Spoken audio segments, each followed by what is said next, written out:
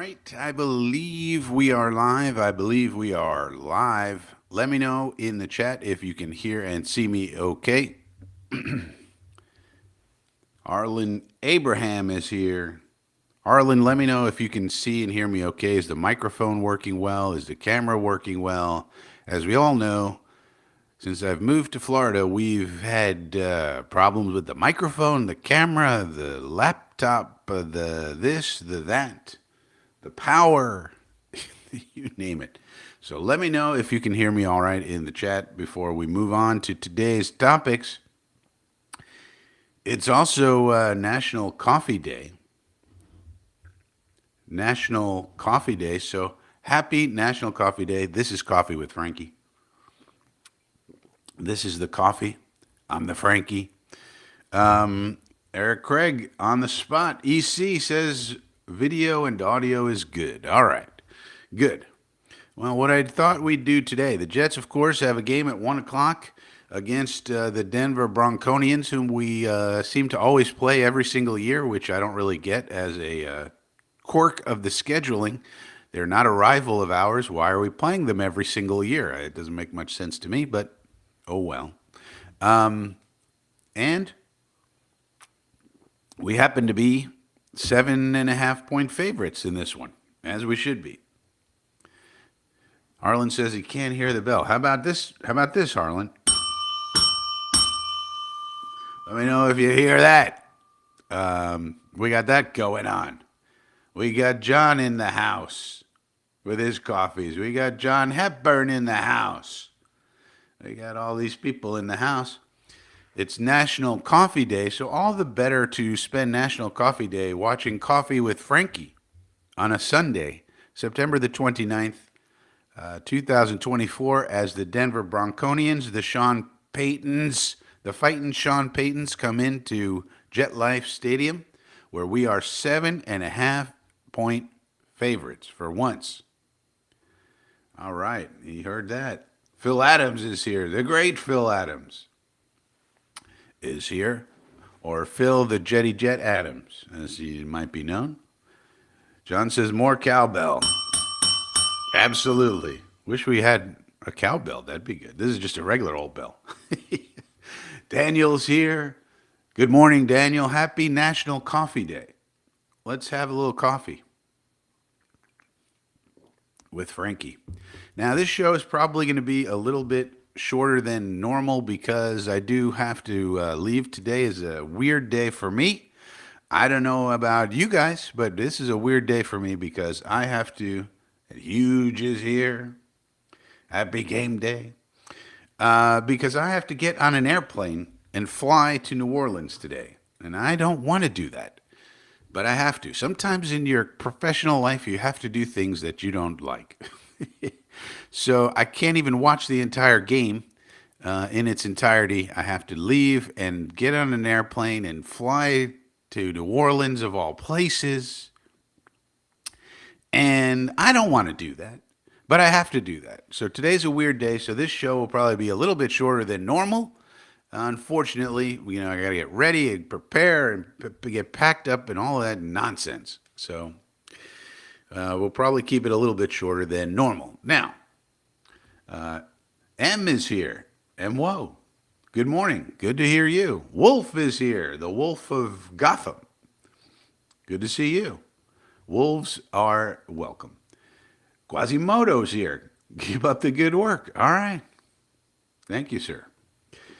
Well, I think what we'll do is we'll take a look at some of the things that the Broncos like to do on defense. It's a very interesting game if you think about this matchup with the Broncos, in my opinion, because it's going to be a chess match, the most interesting chess match to me.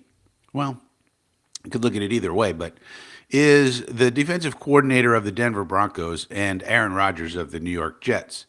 This is going to be a very interesting chess match, but we do have some information. We do know what Mr. Vance Joseph likes to do on defense, and we could take a deeper dive into that to see what we might be looking at later today. Arn says, aren't you packed already? Well, no, not completely, Harlan. I'm partially packed, but I got to get the rest of it packed up. It's a whole process. But let's see if we can share this.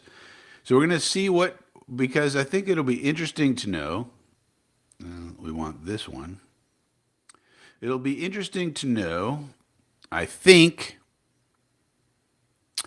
what it is that we're going to be looking at from the Denver Broncos defense as Aaron Rodgers goes out there and diagnoses everything. So we're taking a look at match quarters. I would highly recommend you check out match quarters on Substack.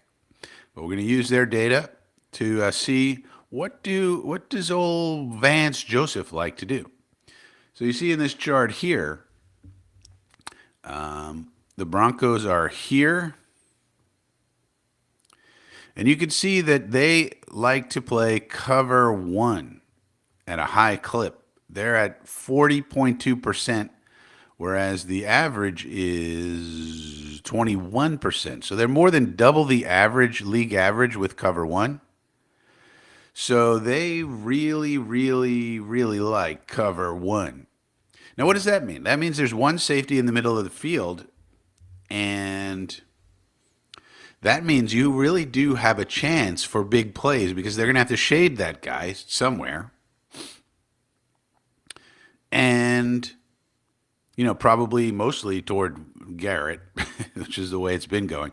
But then that opens it up for everybody else. That opens it up for BMW. That opens it up for Brees and and Gibby and Lazard, who will have one-on-one matchups. And as long as you win those matchups, you can have some big plays. Now, the way Vance Joseph is thinking about this probably has to do with his cornerbacks, which we'll take a look at later as to why he's doing that so much. And even down here in coaches, this is Coach Alexander, writing this up. He says, the Browns are familiar, but the Broncos are interesting. We've seen this play out before with Vance Joseph in Arizona. It didn't go so well. But did he have the cornerbacks that he has now? Still, the Broncos defense is playing relatively well, and they are getting pressure on the quarterback. So, if you look at this, how they're getting pressure on the quarterback, here's the Broncos. They're blitzing 44.7% of the time. Now, this is another interesting comparison, and the average is about 30%. So they're way above average. They're blitzing a lot. Now, the question is, are they going to continue that against Aaron Rodgers? Because Aaron Rodgers plays very well against the blitz, or at least so far this year, he has done so. So does Joseph continue his tendency to blitz a lot, even knowing that Rodgers has played very well against the blitz, or does he change up and do something different? And if he does that, are they able to get their pressure that they've been getting without blitzing? Because you don't blitz this much unless you think you need to, really. So that's something interesting to watch. And if you look at this, this is very small, but let's see what happens. Okay, that's better. So if you look at this, what this chart is telling us is that here's the Broncos here, here's the Jets here. And you notice that this is very interesting. So this is the blitz percentage. Y-axis is blitz percentage. X-axis is pressure percentage. So the Jets, in other words, are getting their pressures without blitzing, and we're way out in front of the league here. The Broncos are getting a lot of pressure, but they're needing to do it. They're like the highest percentage in the league here right now. So the question would be, does Vance Joseph continue to do that, knowing that he can get burned very easily by Aaron Rodgers? Or does he switch it up and try to get pressure without the blitz, and then does that work out or not? As we all know, Rodgers can hurt you even without the blitz. He can hurt you no matter what you do. That's the beauty of Mr. Aaron Rodgers. So that's very interesting. We have two extremes. The Jets are an extreme, and the Broncos are an extreme. We have two extremes going against each other on defense, as far as defense goes. Now, middle of the field disguise. How often are they disguising what they're doing? Here's the Broncos right here. And they go no disguise, 74.2%. The average is 68.8%. So they're not even disguising what they do. Now, that'll be interesting to see if they continue that, because if they might say, well, we have Aaron Rodgers on the other side, we better disguise. We better try to fool him at least. Because if we don't disguise, he's going to pick us apart. He's got the greatest brain power of any quarterback. Certainly one of the best at that. So are they going to continue with their no disguise ways? That is a big question. So these are some of the things you could look for. Are they blitzing? Are they disguising? Are they sticking with their cover one tendencies or not? Personnel usage. So how does he go about it? How does he go about it? The Broncos are basically in their base 25.3%. This is a little small. Let's see if this works better. This got thrown over here. All right. Well, how do I make this smaller? Huh.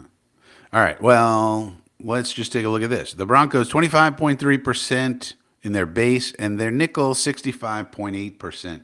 So they're going to do it out of nickel, basically. 65.8. It's not really that high. If you look at the Commanders are 92% nickel. These teams are going nickel. The Jets are actually lower than they've been in a while, 71.6. Harlan says, how's the defense against the run, though? Let's see if we have this.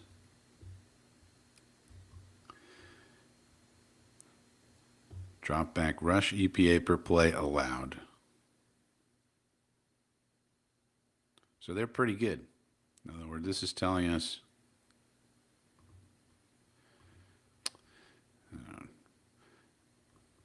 they're here. So this is telling us that they're pretty good against the run. In for EPA per play on defense, you want to be negative. So you want to be up here. So the best teams are the Steelers, Vikings. Here they are. But they're also pretty good against the pass. This is drop back EPA per play allowed. They're pretty good. So the defense has played well in the way that they've played, much more surprisingly so than you might think. It's sort of a no-name defense, except for Pat Surtain. I mean, nobody really knows these people, but they've been playing very well, as the coach said. So they've been playing very well both against the run and the pass. Better than us. Here's where we are. But it's only 3 games, and there's a lot of noise in this data, of course. But that's why we're trying to take a look at some of the tendencies, because there's noise in the data. I mean, last week and it's the same for us. Like, we played a very beat up Patriots team. So are our stats really representative? And that was one of 3 games, and we played a very beat up Patriots team with no offensive line, basically. And same thing for the Broncos. Last week they played the Buccaneers. They had a very beat up team all around. So is that really representative of who the Broncos are? Probably not. Probably not. So let's look at some of these Havoc ratings. So for match quarters, Havoc is their sort of overall defensive rating. They call it Havoc for some reason. And you look at these corners, and you can see something interesting. 3 of the top 10 are on the Broncos. And so this is probably why Vance Joseph feels like he can play middle of the field closed, blitz a lot, leave his guys out on islands. He's got 3 of the better corners as far as these ratings are concerned. Now, this is a very specific rating that they come up with here at Match Quarters, and they produce products like they have some app. But here's Surtain, and you notice none of our guys are here. So people like DJ Reed and Sauce Gardner and Michael Carter III need to play better than they have the first 3 weeks. Now, interestingly, on these safeties, according to this rating, we have the second rated safety in the league, Chuck Clark. So you could say, well, these ratings are weird. What is a Havoc score and all this? That's true. But nonetheless, this is a respected way of looking at things, and we have the second best safety so far, Chuck Clark. They don't have any safeties here. Even though if you look at the PFF scores for the Broncos safeties, they're very high. Now, you look at the linebackers, and we don't have anybody here either. So no Quincy or no Sherwood. So you can say, I don't like the way they rate them. This Havoc rating is no good. Because where's Quincy? Where's Sherwood? Where's CJ? Where are these people? No.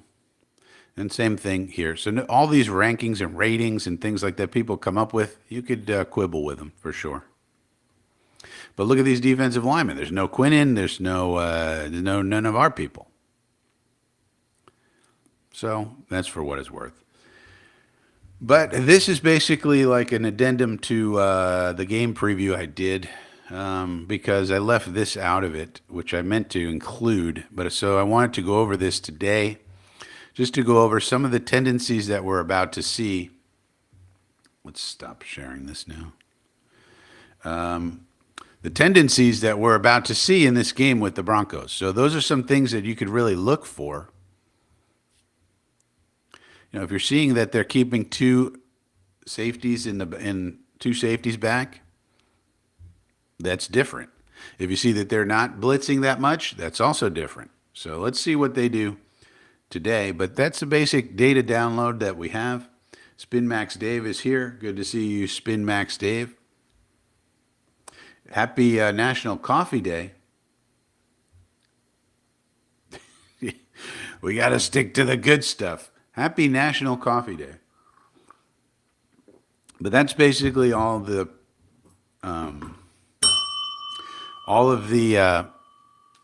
prepared materials that I have for the presentation. So if you guys want to do some Q&A, we could do that. Otherwise, I got a plane to catch. I got to get ready. I can't even finish doing my drive charts. I'm gonna have to listen to this. I'm gonna have to get to the hotel later tonight and then finish up my drive charts there at a hotel. It's so annoying. One thing I like doing more than anything else is keeping the drive charts for the Jet games, and I have to get interrupted by the fact that I have to leave. So Mean Gene D says, this is money, bro. Yeah, I really like match quarters. Now, Coach Cody Alexander is the one who puts that together. So if you like that sort of stuff, I would highly recommend you check it out. Go to matchquarters.substack.com, or it actually is just matchquarters.com. And, he gives you all sorts of in-depth information. He does all sorts of breakdowns and so forth. This is just one thing he does with the data download. And it really helps you know the tendencies. So when you're watching things in the current game, you can know, are they going with tendency, against tendency? When you see it's a big third down, for example, Vance Joseph's probably bringing the house. Like 3rd and 10, 3rd and long, like that. They're probably bringing it. Now, the other thing you're going to see is a lot of sims. He's going to sim pressure. He's going to have amoeba fronts. He's going to have 5 down fronts, 6 down fronts. He's going to try to confuse us, I think. I don't think he's just going to line up against Aaron Rodgers and go with 4 down and let everybody be, normal and let Aaron Rodgers pick him apart. I think he's going to try and confuse our offensive line. Not so much that he's going to confuse Rodgers. I think what he's going to try to do, because that's hard to do, but I think he's going to try to confuse our offensive line. He's going to look at our offensive line and go, okay, they got young players here. They got people who haven't been together, very long. They're better than they were last year. But, Morgan Moses is out, and this is a line that has not been together for years and years and years, like the Philadelphia Eagles or one of those type of teams where they've had the same people in place for the most part, over the years. They're going to say this is a new line together, playing together. They got young guys. They got a young guy at center. They got a young guy at right guard. They got a rookie at right tackle in Olu.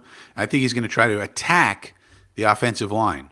I think he's going to try to confuse. There's going to be a lot of twists and stunts, a lot of sim pressures. Let's double mug the A gap. Let's do an amoeba front. That's when you have like 10, 8, 9, 10 people, at the line of scrimmage to begin with. Then they all run backwards. Some of them do. It's like who's coming, who's not coming. I think that's what he's going to try to do. I think he's going to be blitzing everybody. He's going to be blitzing, the popcorn vendor is going to be coming out of the stands for a blitz. Because I think he's going to try to confuse the O-line and just get to Rodgers that way and bring Rodgers down that way.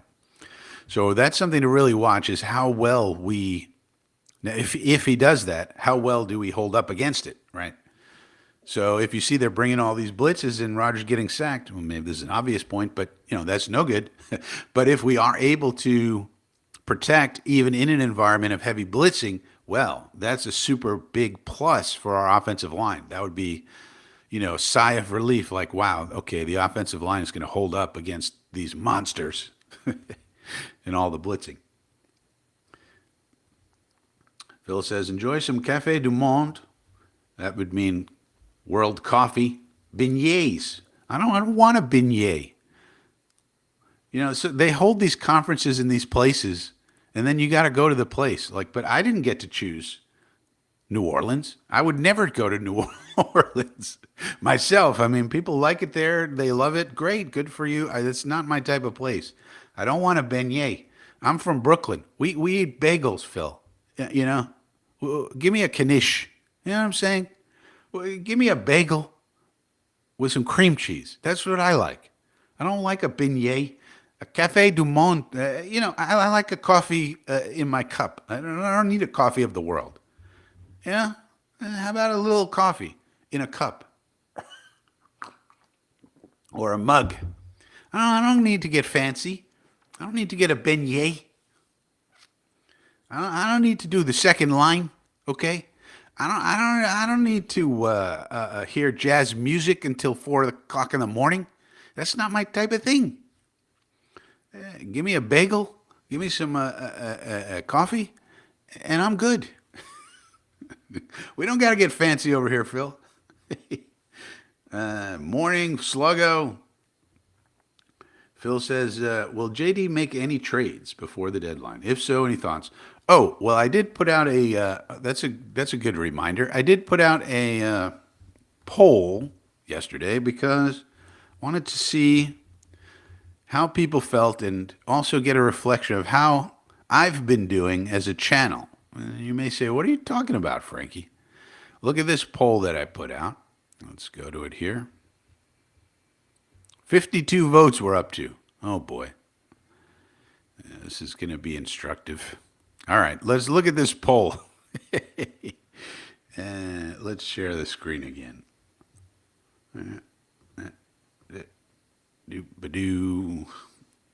Look at this poll that we did, Phil. We said, if the Jets can trade,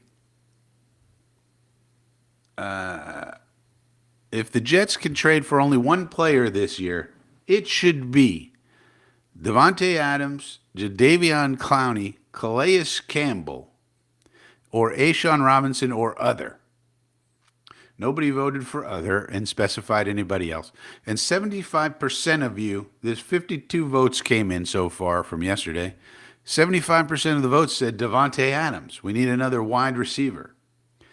And I think this means I have not done a good enough job talking about the Jets because only 2% of you said we need A'Shawn Robinson. Out of all these guys, probably A'Shawn Robinson is the one we need, in my opinion. Now, I understand that everybody knows who Davante is, and he's been in the news constantly. So people are going to say, hey, of course it's Davante that's been talked about ad nauseum forever since we got, Rodgers. But there's really only so many passes that can go around, and the offense on our team has not been really the problem so far. And looking forward, we're not going to have the Patriots every game with their Swiss cheese line and everybody's injured and this guy decided to leave the team. And by the way, How come nobody talks about the fact that they had a guy leave their team, and nobody talks about the Patriots culture? You know, Aaron Rodgers goes to see the pyramids for 2 days, misses 2 training camp practices, and everybody freaks out. The Patriots had a guy leave the team and say, I'm not playing for you anymore. I'm leaving. Goodbye." And nobody says, "Hey, they have a culture problem over there with Gerard Mayo and that organization." Why is that? Just wondering. But anyway, we're not going to every week. We're not going to have a Swiss cheese line like the Patriots to play against. So we're going to need some real defenders on this team. So I think we need A'Shawn Robinson. He's the only. Well, A'Shawn Robinson is a defensive tackle. Nobody knows who he is. I understand that.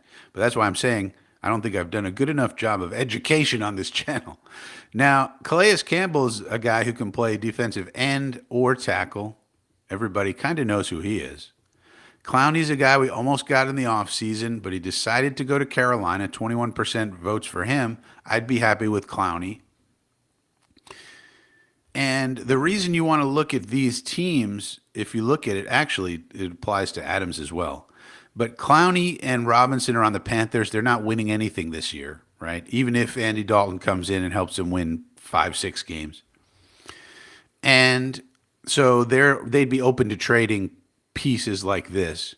Calais also. Now, Calais is on Miami right now. They're a division rival, but if things continue to go poorly for them, you'd think they'd like to at least get a draft pick, even if it comes from us or helps us win if they're not going to win. Now, we'll have to see. They're going to Snoop Huntley today, so maybe they could turn their season around. But as of right now, if the season continues to go the way it has, you would think Calais would be available. But I think we need to buck up the defensive line. I'm not comfortable with our defensive line and the way the defense plays now. Maybe they're going to show, like today will be a good measuring stick. If they dominate the Broncos today, the Broncos have an average, offensive line. So, if they show that that they can dominate that kind of a team, maybe I'll feel differently. But,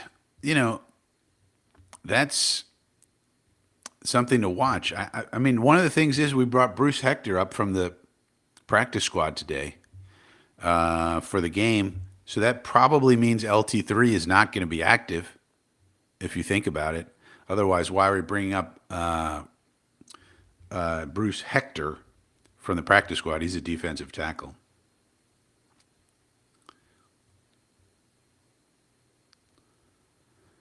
Rodgers here. So, yeah, but 75% for Devontae. I think I'm more worried about the defense personally.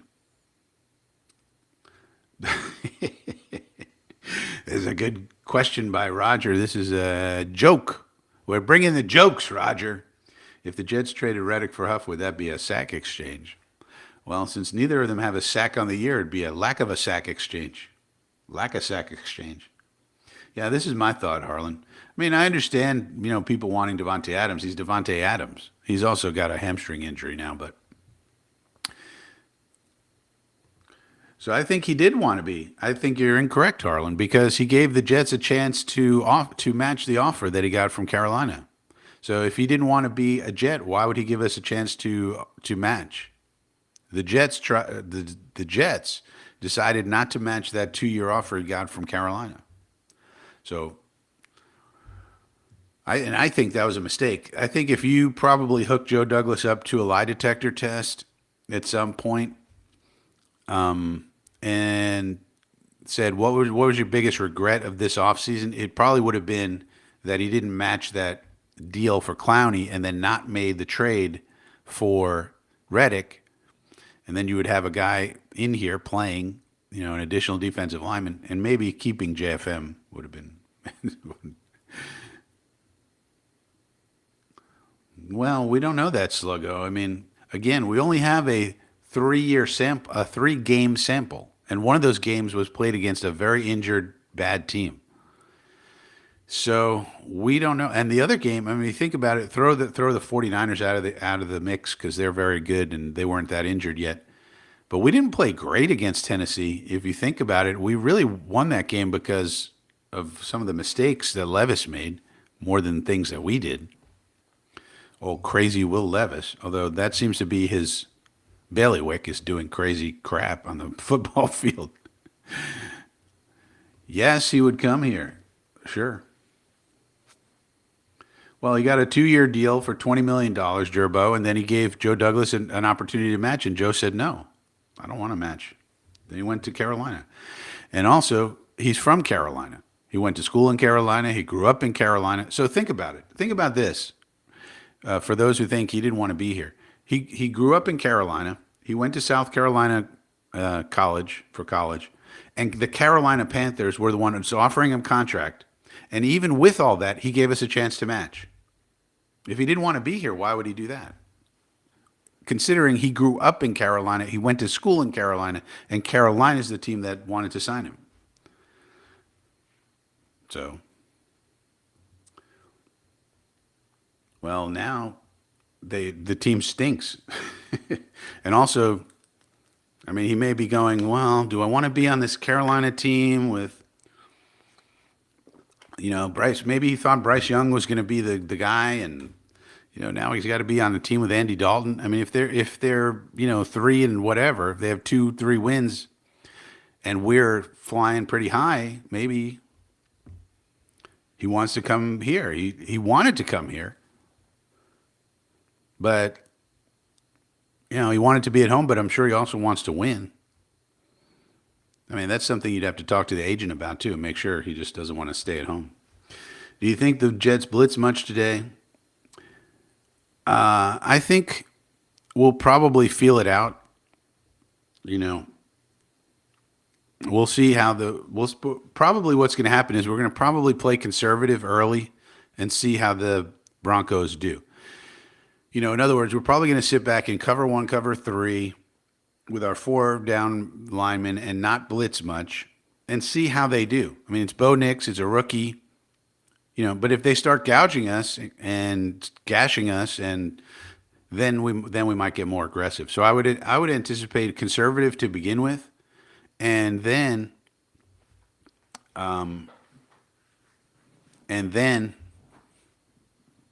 see how they do. And if they don't do well, then you just stay conservative. No reason to take the risk if we're holding them down with just our normal, stuff we do.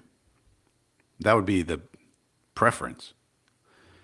So we got Fotu coming off after this game, actually. Well, he's eligible to come off after this game. So we'll find out more. So we'll find out about Lakey probably Wednesday.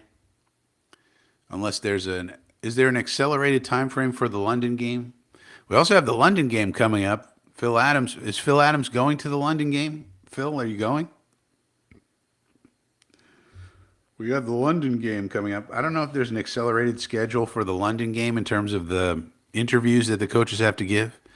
But as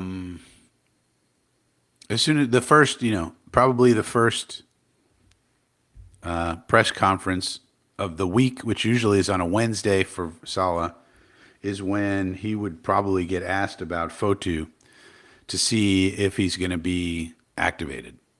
But we don't know how serious that injury is. Just because he's eligible doesn't mean he's coming off. So we got to find out. So SpinMax says, the Jets coaches say Clemens has been solid. Yeah, he's been solid. I'll show you his PFF grade.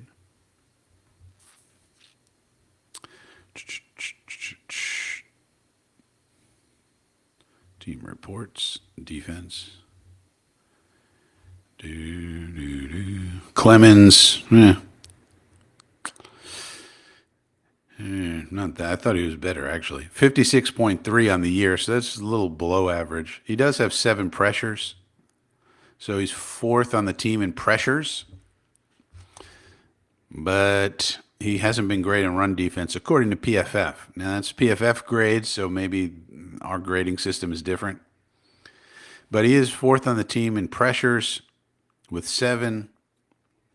So he's been average. I think he's an average player, which is fine. I mean, he's a fifth round pick or whatever he was, fourth round.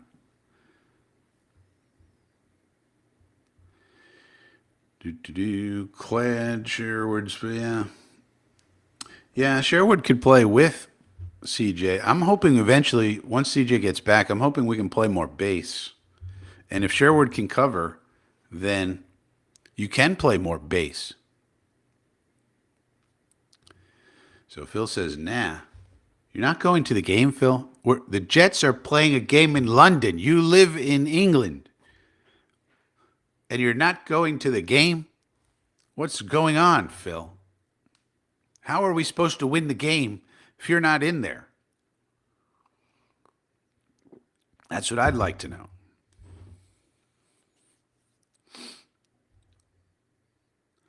Captain Techno's here. Good to see you, Captain. I would like to know why Phil the Jet Adams is not going to a game. We put a game in London. We put it there. Phil lives in England, and he's not going to the game. How are we expected to win the game in London if Phil the Jet Adams is not at the game? Explain that to me, Phil. I would like to know. How are we supposed to understand that we're supposed to win a game and you're not there and we're in London? What is going on with that? Man, look at Quincy Williams. Looking at some of these stats, Quincy Williams' missed tackle percent is 7.7%. When we got this guy, he was missing tackles at a 25% clip. He's at 7.7. That is elite.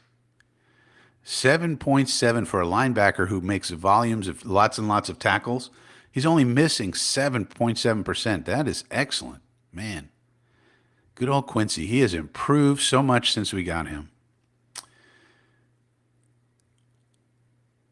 Gerbo says, I don't like these international games too early. Yeah, next week is going to be confusing. 9:30 in the morning. Well, I guess, what am I going to do? Am I going to do a coffee with Frankie at 7 in the morning? I don't know. I haven't decided. Probably no coffee with Frankie, I guess, next week. Because the game's at 9:30. What am I going to do? Maybe I'll do an early one. Oh, Phil's got physical problems. Well, you got to get that taken care of, Phil. You got to get some AG1, get some collagen, get it all fixed up.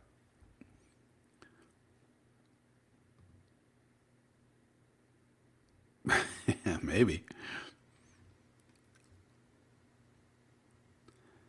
6 back surgeries. Come on, Sluggo. That's too many. What are you doing with your back that you need so many surgeries? And take it easy. Yeah. 6 back surgeries. That's too many, Sluggo. Coffee halftime show. I think probably I'll do a coffee with Frankie. Maybe I'll do it at 8:30. 8:30. And then I think I'm going to be on with Green Bean. Oh, speaking of which, so Green Bean and the Fellers are in New York City. For those who don't know, they're going to the game today. They're having events and meetups and all sorts of things going on around New York. So I have to travel, so I can't do the Green Bean watch along show today. And neither can Green Bean, and neither can Jeremy, because Jeremy's there as well. But somebody will be doing the Green Bean watch along show. I think maybe Tigo. So don't forget to check that out. But I will not be on that show today because I have to travel. Speaking of traveling, what about coffee watch along? Well, I think I'm going to be on the Green Bean channel for the watch along next week, assuming everything goes according to Hoyle. Everybody gets back from where they are, et cetera, et cetera. Sluggo says 6. Count them. That's too many, Sluggo. You gotta take it easy. Double espresso. Yeah, we're going to have to figure something out. Spin Max Dave. Yeah, there will be, so Gerbo, there will be a watch along, but I think it's going to be hosted by Tigo. We'll see if he gets other people involved. Or Gunny, maybe Gunny. Yeah, maybe it's Gunny. Gunny is holding the fort. So Captain says, bring back Tuesday News Day. I might. That would be a good one for the off season. You know, like if you think about the NFL season, every week is like like I tried to do a rapid reaction after the game. I don't know if I'm going to be able to do that today. I'm going to be in New Orleans. So what am I going to do? Film it from my hotel room? Another annoying thing. But then, the PFF grades come out the next day. I try to do a video on that. And then soon after that, you have the game preview to do for the next week. And then, you may want to do a video on one or two news items or whatever. It's like, how are you going to do Tuesday News Day? But if you do Tuesday News Day in the off season, you could gather up a number of news items and then do them. Yeah, we got the bell. So I was doing some version of that too when I first came back, and it was the off season, and we would just kind of go through some news items of the week. But that's a lot easier to do when the NFL season is not going on. So yeah, we'll probably do it in the off season, and it may not be on Tuesday. Maybe that's on Sunday. Maybe that's what the Sunday show is. If you remember when I brought the Sunday show back, that's how we started it. That's how we started doing it. We said, okay, let's go through these news items. There'd be 6 or 7 or 8 news items for the week. And because it was not during the season, you could do a story. Let's review this story from Wednesday or Thursday, and it wasn't a big deal because there wasn't so much breaking news that, that you fell behind if you waited a week to kind of get to everything. So I think that kind of a show is more for the off season. During the season, it's all about how did we play this game. Let's talk about the game. Let's talk about the game we just played. Let's talk about the game that's coming up. Let's talk about the transactions. Let's talk about this, that, and the other thing. And in previous seasons, let's talk about the draft. Hopefully this year we can talk about the playoffs. So we'll have to see. All right, so I think we'll just call it a day for today. Happy National Coffee Day, Coffee with Frankie. If you're new here, please subscribe to the channel. We appreciate that. Click the thumbs up, the like button. That helps with the algorithm. Click the bell, click around, leave a comment, do all the things. Otherwise, I'll see you guys in some form or fashion next week. Wish me happy travels. Hopefully things go well. I do not like flying, if you can't tell already. Do not like it at all, but got to do it. So we'll see. Go